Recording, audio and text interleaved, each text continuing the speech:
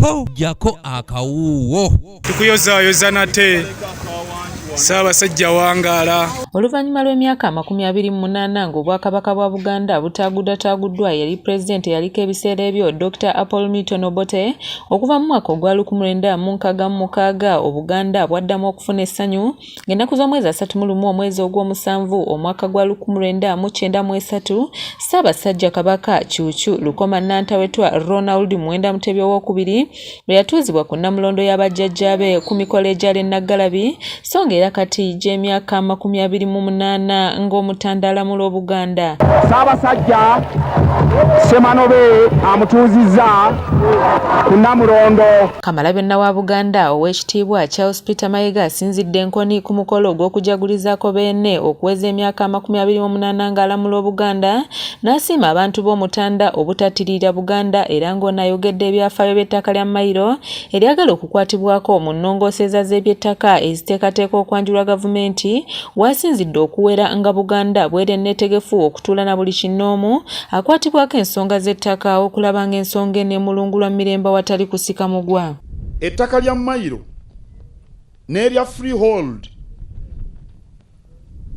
naddala erya freehold lituddeko nnyo amasinzizo tugambe nga ku Lutikko wali ekitovu ettaka lya freehold ndowooza ne Lutikko ekako nalyo lya freehold naye lyonna liriko ab'ebibanja erya Mayiro n'erya freehold kuliko ab'ebibanja. Mu 1928 etteeka eriruŋŋamya enkolagana wakati w'ow'ekibanja n'ow'ettaka lya Mayiro lyayisibwa. Etteeka eryo erya 1928 lyaggyibwawo mu 1975 n'ettaka lya Mayiro ne lifuulibwa erya liizi ya myaka 99 nga bwe gyandibadde giweddeko lyandifuuse lya gavumenti kweggamba nga bannannyini libaggiddwako.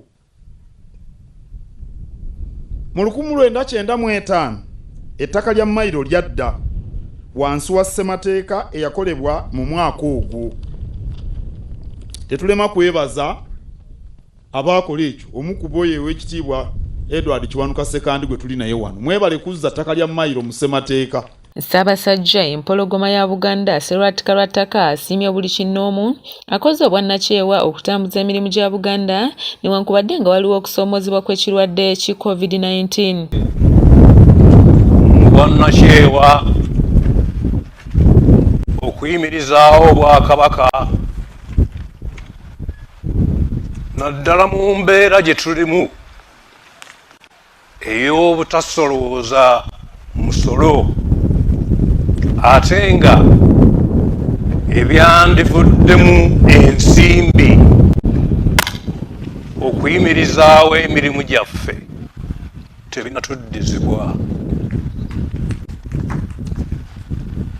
Twebaza bannaffe abali mu masaza ga Kabaka mu nsi ez'enjawulo.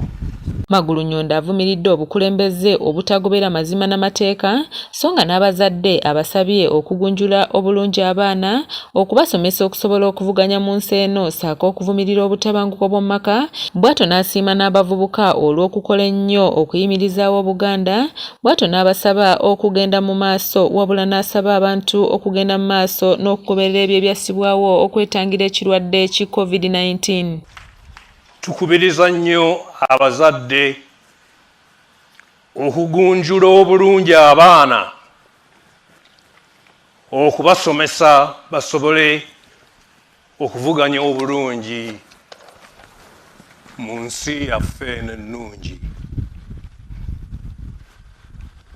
Tuvumiridde nnyo obutabanguko mu maka awamu n'okusosola abaana abawala mu ngeri ez'enjawulo. Tusiimye ntakeera omulimu omunene ennyo ogukoleddwa abavubuka mu kulwanirira n'okuyimirizaawo Obwakabaka.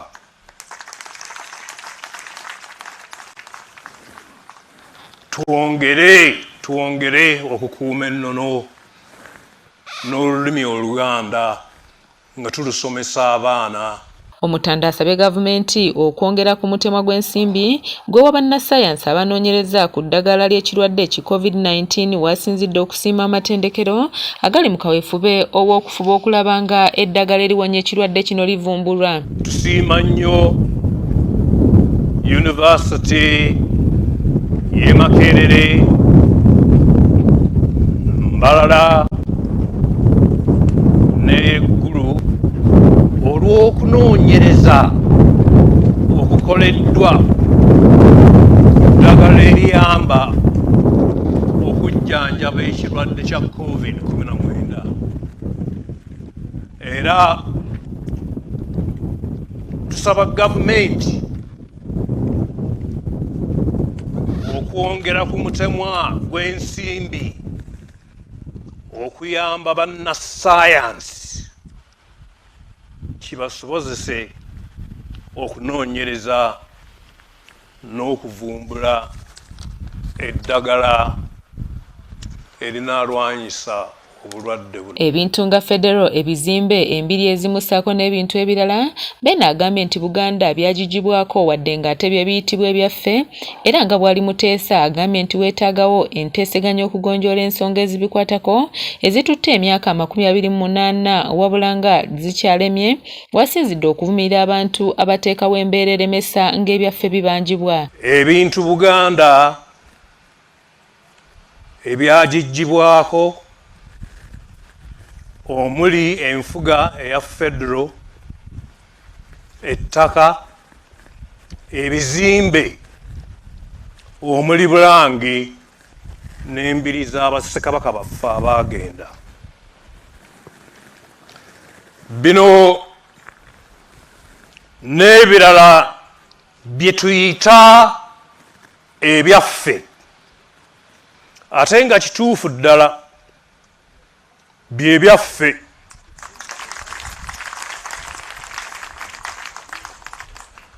Tewali kkubo ddala lyonna lye tukutte okuggyako okuteesa n'okujjukiza abakulembeze baffe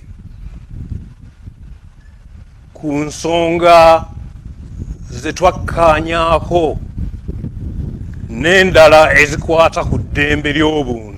Beno ayogedde ne ku ttaka lya Mayiro n'agamba nti abalyogerera amafuukuule baliko ebyabwe banoonya n'okukotogera Obuganda, era ng'agambye nti Buganda si yakukoowa kujjukiza gavumenti eya wakati ku byaffe n'okusingira ddala ebyo ebitasaana kussibwako bukwakkulizo.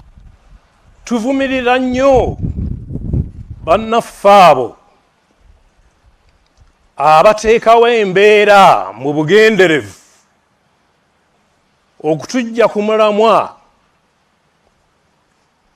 ogw'okujjukiza abakulembeze b'eggwanga ku nsonga y'ebyaffe. Buganda teyagalangako kwekutula ku bitundu birala. Buganda teyagalangako kwekutula ku bitundu birala ebya Uganda wadde okugoba bannayuganda abalala. Ndi Sarah Nandawula ku ABS TV Jakakawuwo. Era tuwera Ssabasajja okuuma Namulondo obutagitiiririra n'okuteeka mu nkola ensonga ssemasonga ettaano eza Buganda. Ayi Ssabasajja tuwera gy'oli.